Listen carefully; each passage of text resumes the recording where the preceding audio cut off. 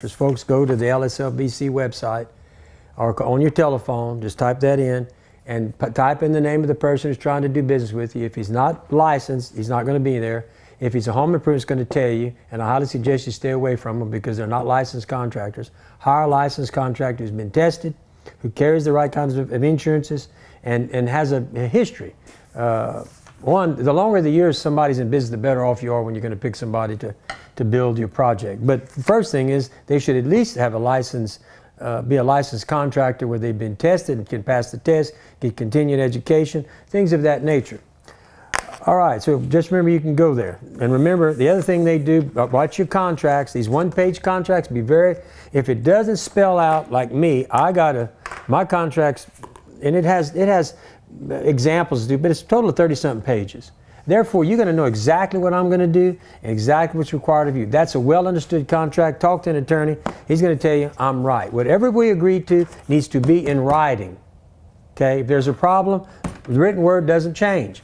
Verbal stuff changes. You got to be careful with that stuff. Don't do nothing. I highly recommend you don't do nothing verbally. Now, Mallett Building's been in business 23 years, 22,000 buildings on the ground, A+ rating with the BBB.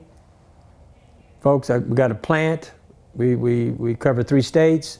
If you want somebody experienced, he's a state licensed contractor and been doing it a long time, we're the company. It's just that simple.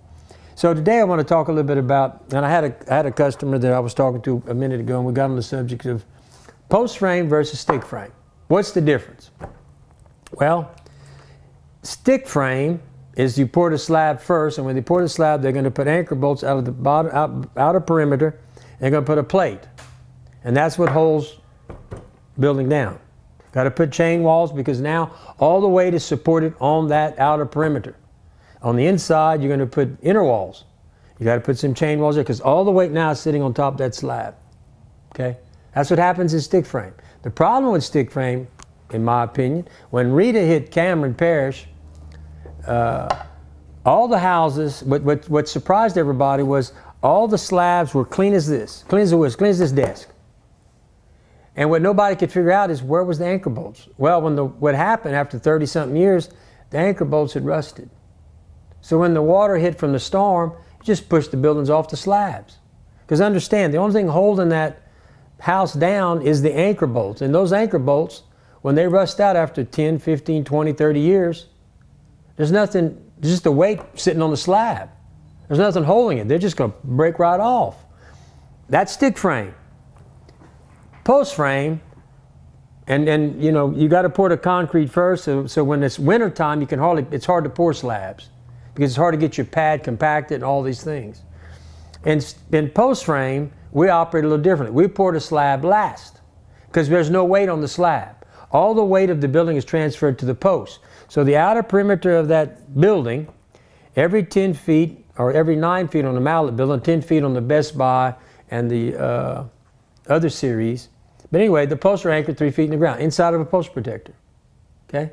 So the post is anchored 3 feet in the ground, in a post protector. Therefore, the microorganisms of the dirt are not attacking the treated post, which has a lifetime warranty, by the way, against rotten fungal decay and termites. But we put it in a post protector too. Give you another, and we guarantee it for 50 years. Okay? So the posts are in the ground every 3 feet. So there's 2 types of winds you need to concern yourself with in construction. Headwind, uplift. Okay? So what happens in headwind in post frame construction, as the building is hit with the wind, all these posts are working in concert. You'd have to shear them all simultaneously because they're all anchored 3 feet in the ground. Stick frame, I'm just sitting on top of the slab. I just got to push you over. Okay? Uplift. We transfer, when we pour the slab, after we build the building, all the posts are anchored in, we put a engineered graph of cables, aircraft cables, a grid, and then we attach that to all the posts. Then I pour all the way to the concrete on top of those cables. So what happens, I took the dead weight of the slab and transferred it to the outer perimeter of the building with all these cables.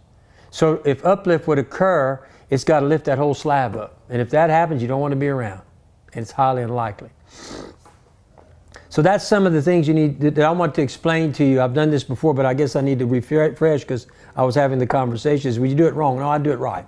I pour the slab last because I don't want no weight. And then when I do it this way, I have no weight on the slab. It is floating. All the weight of the building is sitting on the post, transferred to the post. Whereas in stick frame, it's sitting on the slab, all the weight. Okay? So anyway, wanted to explain that to you. If you have any questions, always feel free to call me at 337-515-2154, or you can call the office at 337-214-0428. Always remember we have a referral program.